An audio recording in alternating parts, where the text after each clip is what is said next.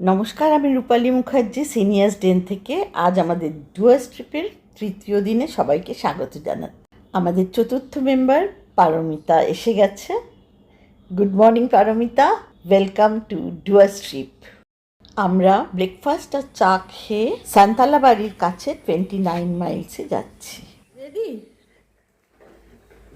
চলো। আর এবার আমরা বামনি বস্তি ছেড়ে সান্তালা বাড়ি যাচ্ছি, তাই তো? হ্যাঁ, রওনা হওয়ার পথে। Tata tata. আমাদের ব্রেকফাস্ট খাওয়া হয়ে গেল। এবার আমরা গাড়িতে করে রওনা হলাম রাজাভাত খাওয়া ছেড়ে সান্তালা বাড়িতে। ঢেঁকি শাক দেখতে দেখতে দেখা হয়ে গেল গোসাপের সঙ্গে। দেখতে পাচ্ছ? বাক্সা টাইগার রিজার্ভের গেটে পৌঁছাতেই আমরা আমাদের হোমস্টের বুকিং দেখাতেই আমাদের গেটটা খুলে দিল। আমরা সেই সাফারির রাস্তা দিয়ে এগোতে লাগলাম। এরপরে রাস্তাটা যেখানে দুভাগ হয়ে গেছে, একটা চলে গেল জয়ন্তীর দিকে আর একটা চলে গেল সান্তালা বাড়ির দিকে। আমরা সেদিকে সান্তালা বাড়ির দিকে বেঁকে গেলাম। একটু যেতেই আমরা পৌঁছে গেলাম অনুজ হোমস্টে, 29 মাইলে। এখান থেকে সান্তালা বাড়ি 3 কিলোমিটার, আর এটাই লাস্ট বাড়ি। এরপরে 3 কিলোমিটার শুধু জঙ্গল। দেখতে পাচ্ছ? আমার তো খুব পছন্দ হচ্ছে বাড়িটা। হাতি আসে এদিকে আসে, জানুয়ারি মাসে তো এখানে আসছে, এই লনে ঢুকে আসে, ওইদিকে আসে, ওইখান থেকে আসছিল। সামনেই সান্তালা বাড়ি যাওয়ার রাস্তা, যেখান থেকে বাক্সা ফোর্ট লেপচাখা যাওয়া যায়। গাড়িগুলো ছাড়ে 3 কিলোমিটার দূরে। এখানে আমাদের 3 রাতের জন্য এই হোমস্টে বুকিং আছে। বাথরুমটা বেটার, বাহ, সাদা বেডশিট, খুব সুন্দর পরিষ্কার। বাথরুমটাও খুব পরিষ্কার রয়েছে। ঠিকই আছে। লোডশেডিংটা ওই আমাদের এখানে ওই রকম লোডশেডিং বোঝায় না, কিন্তু ঘটনা হইলো ওই বৃষ্টি হইলে ঝড়টা হইলে গাছপালা পড়ে তখন জানেন গিজারে গরম জল নিয়ে যেতে হবে। এটা মোম পারমিতার ঘর।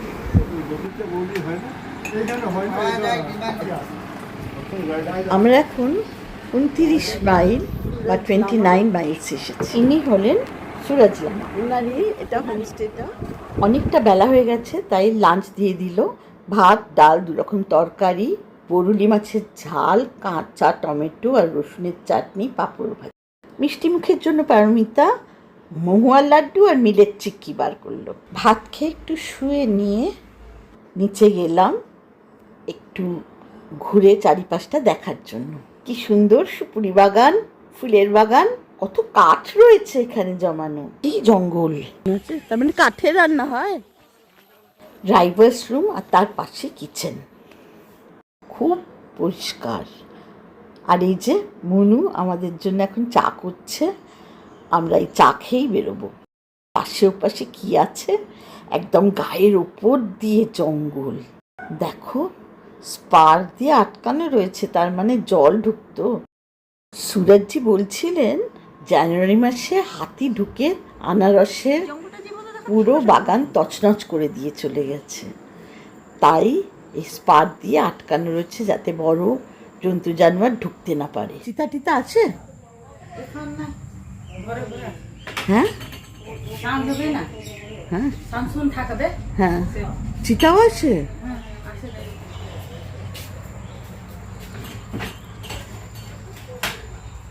তো চিতা ওপরে তো উঠতে পারবে না।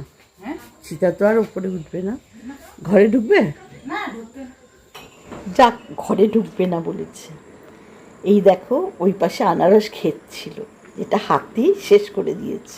আর এটাই কিন্তু আমাদের খাওয়ার জায়গা, মানে সন্ধেবেলা দুপুরবেলা এখানে বসে আড্ডা আর খাওয়া।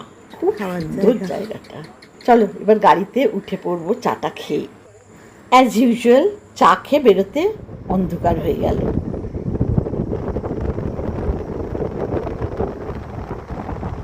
ভাবছো আমরা কোথায় যাচ্ছি? আমরা জয়ন্তী যাচ্ছি নদী দেখতে। জানি না, অন্ধকার হয়ে যাচ্ছে। হ্যাঁ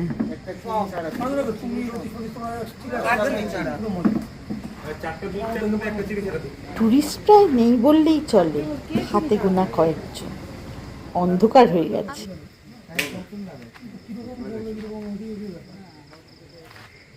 একদম অন্ধকার হয়ে গেল।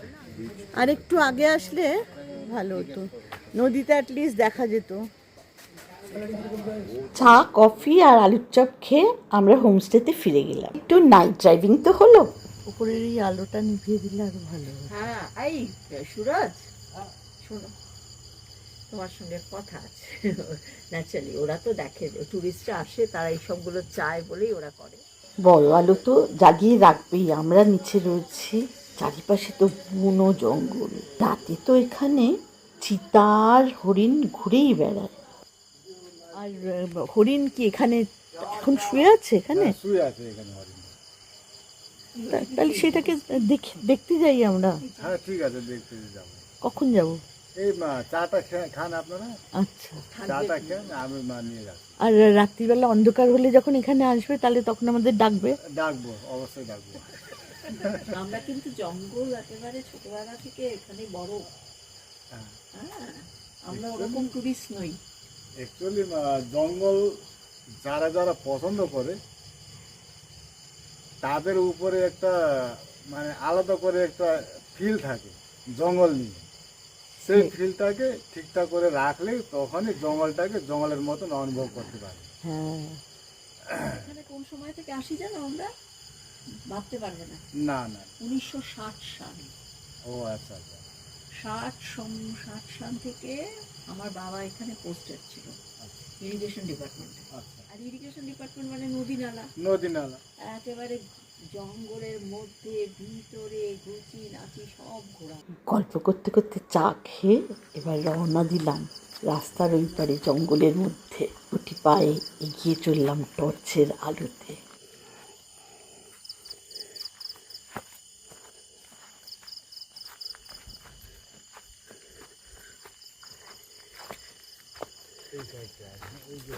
আমি টর্চটা মারবো, আপনারা দেখবেন। না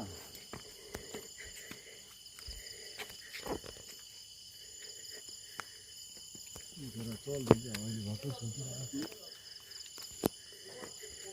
এই যে লাইট হয়েছে, চোখ চলছে।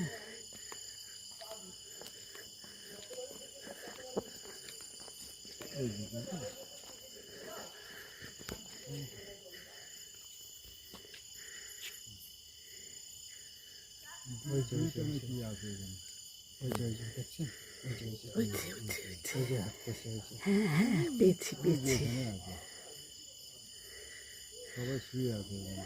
উঠেছে।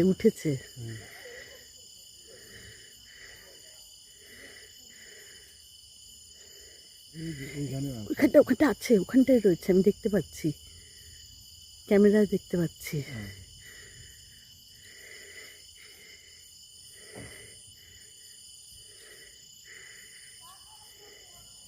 পাশে আরেকটা আছে, অনেক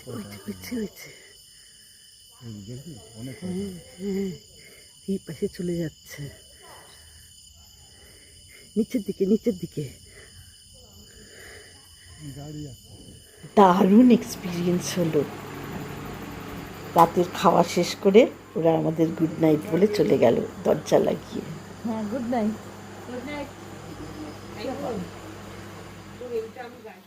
আমাদের বারান্দা থেকে একটা বড় আলো কিন্তু জ্বলছিল, আর ওরা নিচে আমাদের দরজাটা লাগিয়ে দিল যাতে চিতা উপরে উঠতে না পারে। দেখো চারিপাশে নিশ্ছিদ্র অন্ধকার। 29 মাইল থেকে সুপ্রভাত। এটা হচ্ছে দাচক বুদ্ধিস্ট ফ্ল্যাগ। আমাদের মর্নিং টি খেতে খেতে আড্ডা জমে উঠেছে। আর চারপাশটা এত সুন্দর যে কারোরই আজ সকালবেলা কোথাও বেরোতে ইচ্ছে করছে না। ঠিক করে ফেললাম লাঞ্চ করে একটু গড়িয়ে নিয়ে তারপরে বিকেলের চাটা আমরা বাইরে কোথায় খাবো। বেলা গড়িয়ে গেছে, আমরা সবাই রেডি, নিচে চলে এসেছি গাড়ির পাশে। বেরোচ্ছি চিলাপাতার জন্য। এখন বাজে 3:45। বাক্সা টাইগার রিজার্ভের ফরেস্ট পেরিয়ে গেট পেরিয়ে আমরা NH 317 ধরলাম, কারণ একটা খুব সুন্দর চা খাওয়ার জায়গায় পৌঁছালাম, পাশেই চা বাগান। দাবড়ি টি লাউঞ্জ, কি সুন্দর জায়গা না? দেখো পাথর পাথর, কিন্তু চারিপাশটা দেখছি কোনো কাঁচ দিয়ে ঘেরা না, এটা নেট দিয়ে যাতে পোকামাকড় না আসে। এখানে নানান রকম চা বিক্রি হয়, পাশেই চা বাগান দেখতে পাচ্ছি। আমরা চা খেতে এলাম এখানে। এইটা বৃষ্টির মতো হচ্ছে কেন? এইভাবেই পাখাগুলো এরকমই ব্যবস্থা। আচ্ছা, আমি এই বস্তুটা আগে অন্য জায়গায় পেয়েছি। এখানে এসি নেই, তাই এটা অভিনব একটা মেথড, আমি আগে কখনো দেখিনি। ওয়াটার স্প্রে করছে পাখাগুলোর উপরে, আর সেটা চারিপাশে ছড়িয়ে পড়ছে। আসলে খুব গরম, এটাতে একটু ঠান্ডা ঠান্ডা লাগছে। পারমিতা আর সুরেশ মিন্ট টি খেলো আইস দেওয়া, আমরা দুধ চা খেলাম পটে করে, খুব রিফ্রেশিং আর ফিলিং। চলো এবার আমরা যাব চিলাপাত। রওনা হয়ে গেলাম দাবড়ি টি লাউঞ্জ থেকে। আবারও বেশ খানিকটা জঙ্গল দুপাশে। খানিকটা এগোতেই সুরেশ বলল, চলেন আমরা তোষা ব্রিজের উপর থেকে সানসেট দেখি গিয়ে। তাই আমরা চিলাপাতা ছেড়ে হাসিমারা টি গার্ডেন পেরিয়ে এগিয়ে চললাম। পৌঁছে গেলাম এবার তোষা ব্রিজের উপর। ওই দেখো দূরে তোষা নদী দেখা যাচ্ছে। হাইওয়ে তো, বড় বড় ট্রাক যাচ্ছে বারবার করে, আর ব্রিজটা কাঁপছে। সানসেট হয়ে যেতেই আমরা গাড়ি ইউটার্ন করে চিলাপাতার দিকে যাচ্ছি। এবার প্রায় অন্ধকার হয়ে এসছে। ছবিতে কিন্তু আমার বেশ আলোই লাগছে দেখো, অথচ হেডলাইট জ্বালাতে হচ্ছে, এত অন্ধকার। আমরা খালি চোখে কিন্তু খুব অন্ধকার দেখছি এখন, কিন্তু ছবিতে চারিপাশ দিয়ে আলো আসছে কোথা থেকে আমি বুঝতেই পারছি না। কি সুন্দর জঙ্গল ক্যানোপিটা লাগছে, তাই না? যদিও গাড়ি থামানোর কথা নয়, কিন্তু আমাদের রিকোয়েস্টে জঙ্গল সাউন্ড শুনবো বলে সুরেশ একটা জায়গায় একটু গাড়ি থামালো।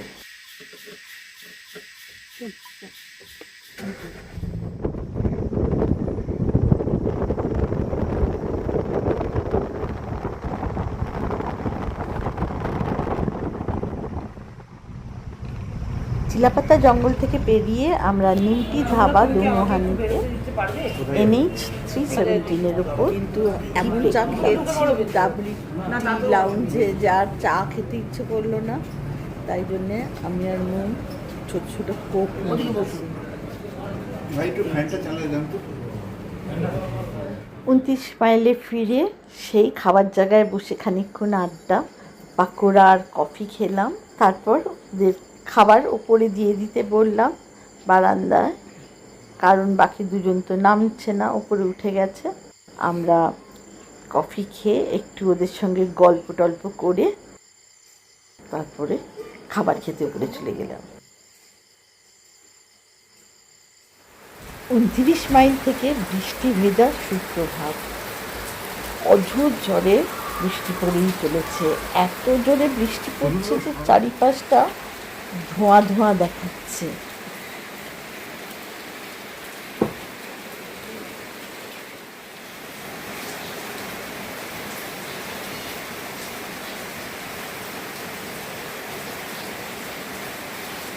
ধোঁয়ার মতো হয়ে যাচ্ছে।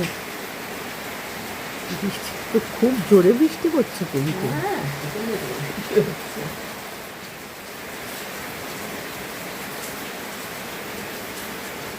বৃষ্টি দেখতে দেখতেই আমরা মর্নিং টি আর ব্রেকফাস্ট করে ফেললাম।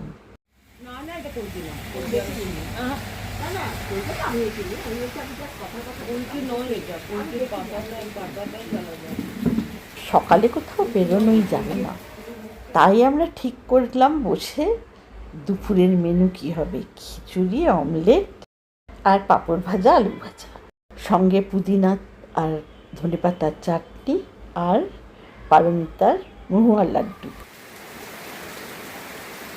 বৃষ্টি তো থামবার নামই নেই। আমি আর মন দুপুরবেলায় বারান্দায় বসে রইলাম, কখন বৃষ্টিটা থামবে। আমরা দুজন দৌড়ে গিয়ে সুরেশের সঙ্গে গাড়ি করে একটু জয়ন্তী নদী দেখে আসবো। বৃষ্টিটা অবশেষে কমতেই আমরা গাড়ি করে রওনা হয়ে গেলাম প্রথমে সান্তালা বাড়িতে। ঘন জঙ্গলের মধ্যে দিয়ে যেতে যেতে হঠাৎ চোখে পড়ল একটা বিজ্ঞাপন, কৃষি বিপণন কেন্দ্র আলিপুরদুয়ারে। রমেশ রায়, আমাদের জাঙ্গল এক্সপার্টের সুরেশের বাবা। পৌঁছে গেলাম আমরা সান্তালা বাড়ির মোড়টাতে, বাজারে। এখানে বেশ কিছু মোমোর দোকান আছে আর স্ন্যাক্সের দোকান। এটাই হচ্ছে যেখান থেকে লেপচাখা বা বাক্সার ফোর্টে যাওয়ার জন্য গাড়ি পাওয়া যায়। আর বেশ কয়েকটা হোমস্টেও এখানে আছে। এই গাড়িটা যেমন ফিরছে ট্যুরিস্টদের নিয়ে যারা বাক্সা ফোর্টে ট্রেক করে ফিরছে। মোমো বা চা কোনোটাই আমাদের খেতে মন ছিল না, তাই একটু এপাশ ওপাশ হাঁটলাম, চারিপাশটা দেখলাম এখানে ফরেস্টের বিট অফিস বা রেঞ্জার অফিস কিছু একটা রয়েছে, কিন্তু বন্ধ আজকে। আজ বৃহস্পতিবার, এখানে সব বন্ধ থাকে। আমরা এবার বেরিয়ে গেলাম জয়ন্তীর উদ্দেশ্যে। আজকে বাইরে থেকে কোনো গাড়ি ঢুকবে না, কারণ আজ থার্সডে, জাঙ্গল সাফারি ক্লোজড। খানিক দূর গিয়েই আমরা ইউটার্ন নিয়ে জয়ন্তীর দিকে চলে গেলাম। বাক্সা রিজার্ভ ফরেস্টের ঘন জঙ্গলের ভেতর দিয়ে আমাদের গাড়িটা ছুটে চলেছে। দেখো চারিপাশটা যেন কত সবুজ, আর কি সুন্দর চারিপাশের গ্রিনারিটা দেখতে লাগছে। দেখতে দেখতে আমরা পৌঁছে গেলাম জয়ন্তীতে। বাক্সা টাইগার রিজার্ভ জঙ্গলের মধ্যে জয়ন্তী একটা ছোট্ট গ্রাম। এর পাশ দিয়েই বয়ে চলেছে ভুটান হিলস থেকে নেমে আসা জয়ন্তী নদী। পৌঁছে গেলাম আমরা জয়ন্তী নদীর পাড়ে। দেখতে পাচ্ছ ভুটান পাহাড়টা কি অপূর্ব দেখাচ্ছে, তাই না? দেখো দূরে সেই ভেঙে যাওয়া ব্রিজের পোলগুলো শুধু পড়ে আছে। কি দেখছো চোখের সামনে? Blue mountain. অস্ট্রেলিয়া যাওয়ার দরকার নেই, দেখো ভুটান হিলসের রূপ, আর তার পাশে খরস্রোতা জয়ন্তী নদী। এখন তো বর্ষাকাল, তাই এত জল। শীতকালে কিন্তু এত জল থাকে না, সাদা নুড়ি পাথরে পুরোটাই ভরা থাকে। প্রকৃতি যেন এখানে ঢেলে দিয়েছে তার রূপ। জঙ্গল, পাহাড়, নদী, যেদিকেই তাকাবে মুগ্ধ হয়ে যাবে। টুরিস্টদের এত ভিড় এখানে, সে প্রকৃতি প্রেমী বলো আর ট্রেকারদেরই বলো। এই সেই জয়ন্তী নদী। আমরা 89-এ এখানেই চান করেছিলাম। ব্রিজ ছিল এখানে। ফ্যামিলি অ্যালবাম থেকে ব্রিজের দুটো ছবি দিলাম পুরনো, আর এআই দিয়ে এই ব্রিজের ছবিটা। একটা ছোট দোকান থেকে চা আর আলুর চপ খেয়ে বেরিয়ে এলাম। বালা ব্রিজের উপর এসে সানসেটের অপূর্ব রূপ দেখে আমরা স্তম্ভিত হয়ে গেলাম। প্রকৃতির কি অপূর্ব রূপ! পশ্চিম আকাশের সোনালি কমলা আভা ছড়িয়ে পড়েছে ভুটানের পাহাড়গুলোর উপরে, আর দাঁড়িয়ে রয়েছে জঙ্গল তার অদ্ভুত এক নিস্তব্ধতা নিয়ে। এই গাছগুলো যেন শান্ত হয়ে দাঁড়িয়ে রয়েছে রাতের অপেক্ষায়। আস্তে আস্তে আরও ঘন হয়ে এলো রাতের অন্ধকার। আমরা ফিরে এলাম আমাদের হোমস্টেতে। বিকেলে চা মোমো কি মিস করা যায়? নয়না আমাদের জন্য কফি আর ভেজ মোমো তৈরি করেছে, আমাদের দিল খাবার টেবিলে। চারিপাশে গভীর জঙ্গল দাঁড়িয়ে আছে গভীর রাতের অপেক্ষায়, নিস্তব্ধ হয়ে। প্রকৃতির এই শান্ত মায়াময় রূপ এক অদ্ভুত অনুভূতি জাগিয়ে তুলছে। আজই আমাদের এখানে শেষ রাত, তাই এনজয় করছিলাম অন্ধকারটা। সুপ্রভাত, সূর্যের প্রথম আলো দেখো গাছের মধ্যে দিয়ে ঢুকে পড়ে সারা জঙ্গলকে সোনালি রঙে রাঙিয়ে তুলছে। জঙ্গল আর পাখিরা যেন জেগে উঠেছে নতুন দিনের জন্য আমাদের সঙ্গে। ব্রেকফাস্ট করে জিনিসপত্র নিয়ে সুরজ লামা আর নায়না তার স্ত্রী থেকে বিদায় নিয়ে আমরা রওনা হলাম রায়মাটানের পথে। সুন্দর প্রজাপতি আমাদের তো চোখেই পড়েনি, সুরে সেটা ছবি তুলে দিল। আমাদের গাড়ি ছুটে চলল বাক্সা টাইগার রিজার্ভ ফরেস্টের বাইরে, গেট পেরিয়ে রাজাভাত খাওয়া পেরিয়ে তারপর ডিমা নদী পেরোচ্ছি। এবার আমরা এগিয়ে যেতে লাগলাম কালচিনির দিকে, কারণ তারপরে ডান দিকে বেঁকে গিয়ে রায়মাটানের দিকে যেতে হবে। আজ তবে এই অবধি। আশা করছি তোমাদের খুব ভালো লেগেছে এই ব্লগটা, আমাদের মতোই এনজয় করেছো। থ্যাংক ইউ তোমাদের সবাইকে আমার সময় দেওয়ার জন্য, আমার সঙ্গে থাকার জন্য। রায়মাটানের ব্লগ খুব তাড়াতাড়ি আসছে।